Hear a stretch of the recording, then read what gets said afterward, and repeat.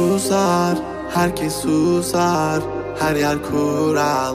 Yıkın duvarları, uğra, yanıma uğra. Bir yazı tura, bükelim tüm kolları.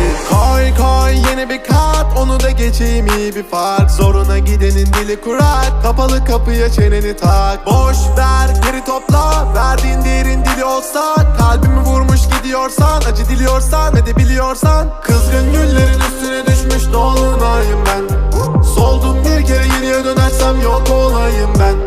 Koştum bir firara, beni ölmezsem yine ara. Kara kış gibiyim sobalara, bizi doldursun odalara. Kızgın güllerin üstüne düşmüş dolunayım ben. Soldum bir kere geriye dönersem yok olayım ben. Koştum bir firara, beni ölmezsem yine ara. Kara kış gibiyim sobalara, bizi doldursun odalara.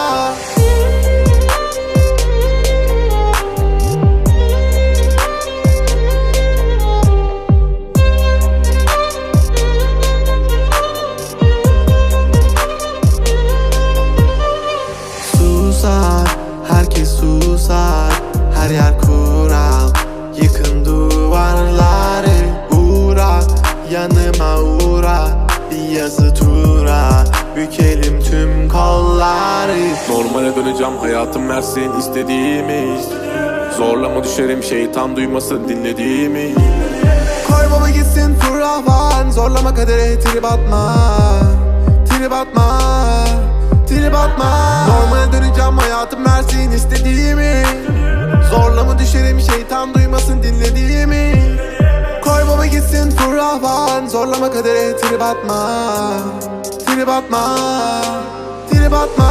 Kızgın güllerin üstüne